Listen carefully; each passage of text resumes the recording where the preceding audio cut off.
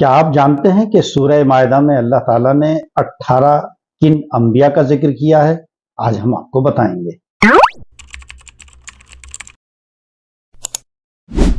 اللہ الرحمن الرحیم۔ السلام علیکم ورحمۃ اللہ وبرکاتہ۔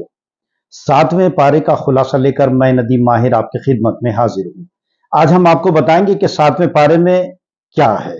7ویں پارے کا خلاصہ ہم بیان کرتے ہیں تو اس میں 2 صورتیں ہیں۔ اس میں نمبر 1 تو یہ کہ اس میں سورہ مائدہ کا بقیہ حصہ ہے جو پچھلے پارے میں تھا، اور مزید یہ کہ اس میں سورہ انعام کا ابتدائی حصہ ہے۔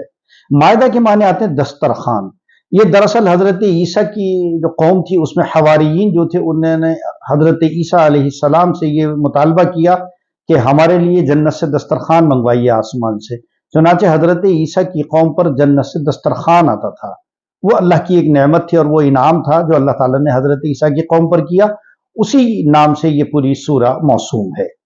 اس میں 3 چیزیں بیان کی گئی ہیں۔ نمبر 1 کہ حبشہ کے نصارہ کی تعریف کی گئی ہے۔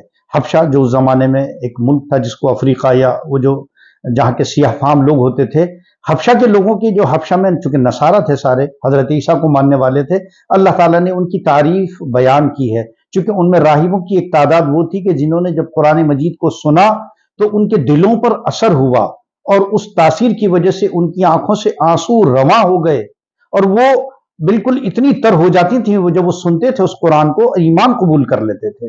تو اللہ تعالیٰ نے ان نصارہ کی تعریف کی۔ دوسرے نمبر پر اللہ تعالیٰ نے حلال اور حرام کے چند مسائل بیان کی ہے۔ دیکھیں، ہر چیز، ایک تو قرآن نے ایک اصول بیان کیا کہ ہر چیز سے خود کو حلال یا حرام نہیں بنا سکتے۔ جو اللہ نے اور اس کے رسول نے جن چیزوں سے منع کیا ہے وہی ہیں، اور جو حلال کی ہیں وہ حلال ہیں۔ ایسا نہیں ہو سکتا کہ آپ جو چاہیں حرام کر لیں، جو چاہیں حلال کر لیں۔ اور پھر آگے اللہ نے بیان کیا کہ لغو جو یعنی جو بلا وجہ کچھ لوگ قسمیں کھاتے رہتے ہیں، تو لغو قسم جو ہوتی ہے قسم، اس کے اوپر کوئی مواخذہ نہیں ہے، یعنی اس پر اللہ کی طرف سے کوئی پکڑ نہیں ہے۔ لیکن اگر یمین غموس ہے یعنی جھوٹی قسم ہے، جھوٹی قسم کا کفارہ بیان کیا گیا، اور یہ کہا گیا کہ 10 مسکینوں کو یا تو کھانا کھلائیے، یا پھر انہیں پہننے کے لیے کپڑے دیجیے، یا ایک غلام آزاد کریے، اور اگر یہ تینوں کام نہیں کر سکتے تو پھر آپ کے اوپر 3 دن روزے رکھنا ہے۔ یہ جو قسمیں ہم لوگ عام طور پر دیکھا ہوگا آپ نے، قسمیں کھا جاتے ہیں، قسم جھوٹی قسم نہیں کھانی چاہیے۔ اللہ تعالیٰ نے اس کو ناپسند فرمایا ہے، اور جھوٹی قسم کا کفارہ ہوتا ہے جس کا ذکر سورہ مائدہ میں آیا۔ اس کے بعد اللہ نے شراب، جوا، بت اور پانسا یہ جو ان کے ہاں عرب میں ایسا ہوتا تھا، جو ایام جاہلیت میں 3 قسم کے ان کے پاس تیر ہوتے تھے، اور ان تیروں پہ کیا ہوتا تھا، ایک پہ لکھا ہوا ہوتا تھا ہاں، ایک پہ نہیں، اور ایک خالی ہوتا تھا۔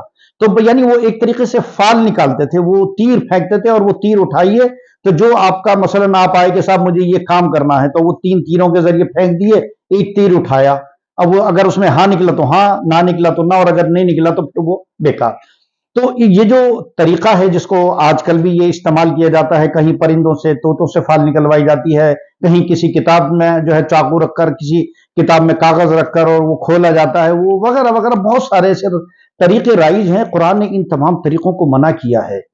اللہ تعالیٰ سے اگر آپ کو کوئی مشورہ کرنا ہے، استخارہ کرنا ہے، آپ اللہ سے 2 رکعت نفل پڑھیے، 2 رکعت، اور اللہ سے مانگیے، اللہ سے مشورہ کیجیے، جو اللہ آپ کے دل میں ڈالے وہی ہے۔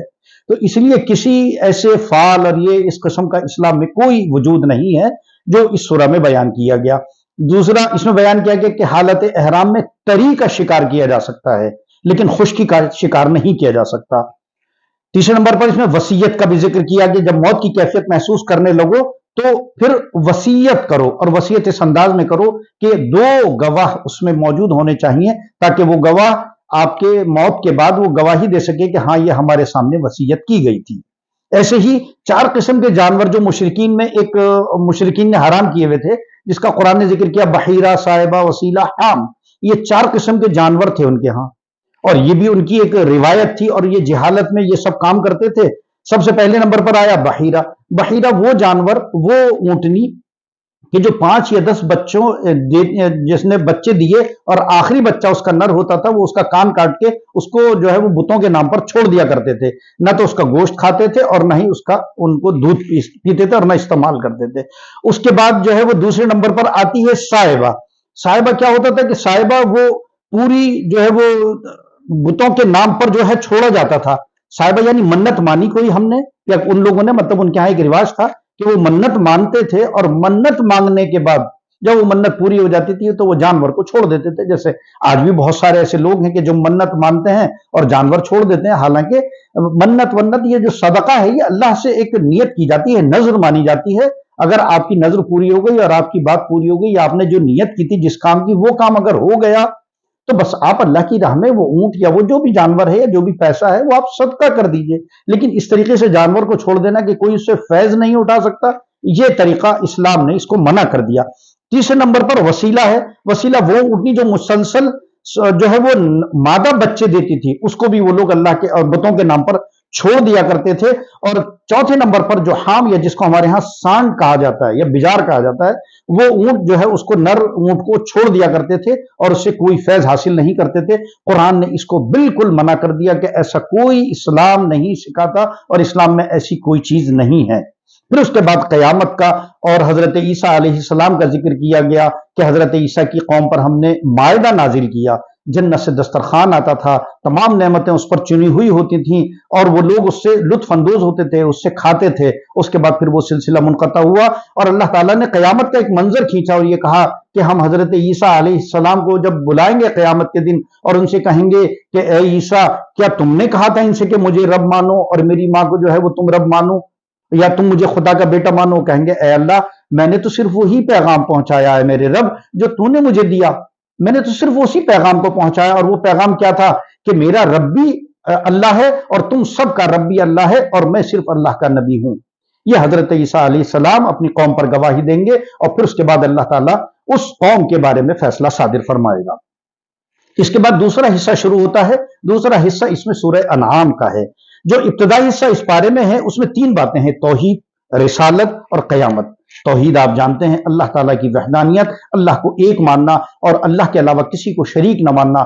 हर खैर और शर का मालिक अल्लाह है, ये मानना, ये इसके बगैर हमारा ईमान मुकम्मल नहीं हो सकता। अल्लाह ने तौहीद का बयान फरमाया, उसके बाद रिसालत का जिक्र फरमाया और 18 अंबिया का जिक्र नाम लेकर फरमाया। वो क्यों?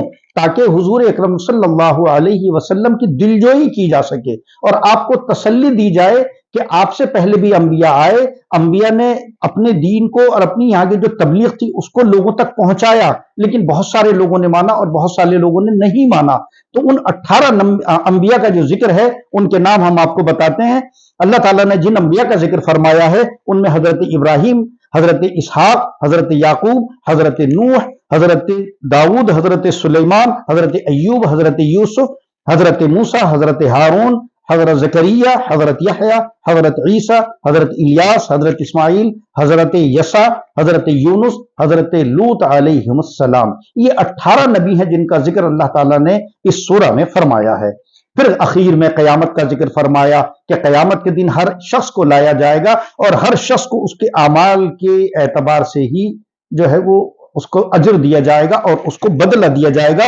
और रोज कयामत मुशरिकीन से मुतालबा किया जाएगा कि कहां हैं तुम्हारे वो सारे शुरका जिनको तुम मानते थे, तुम जो शिर्क करते थे अल्लाह ताला के साथ, जो बुतों को शरीक ठहराते थे, वो बुत कहां हैं? उनको बुलाओ ताकि वो तुम्हारी सिफारिश कर सकें। लेकिन वहां वो किसी को नहीं बुला पाएंगे बल्कि बेदस्तोपा हो जाएंगे और उनके पास कोई जवाब नहीं होगा और फिर मीज़ान अदल अल्लाह के हाथ में होगा।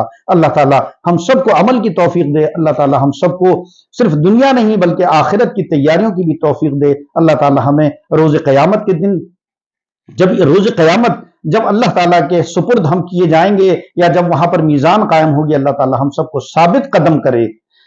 इसी दुआ के साथ आज की ये वीडियो खत्म होती है। आपसे गुजारिश है कि हमारी वीडियो को शेयर कीजिए, दोस्त और अहबाब को पहुंचाइए ताकि आप भी इंदल्लाह माजूर हों और एक खैर को फैलाने का जरिया बने। इंशाअल्लाहुल अजीज कल 8वें पारे का खुलासा लेकर आपकी खिदमत में फिर हाजिर होंगे। हमारे चैनल को सब्सक्राइब कीजिए, हमें भी दुआओं में याद रखिए, हम आपके लिए दुआएं करते हैं। अल्लाह ताला हम सब की हिफाजत फरमाए। व आखिर दावाना अनिल हम्दुलिल्लाहि रब्बिल आलमीन। वस्सलामु अलैकुम व रहमतुल्लाहि व बरकातुहू।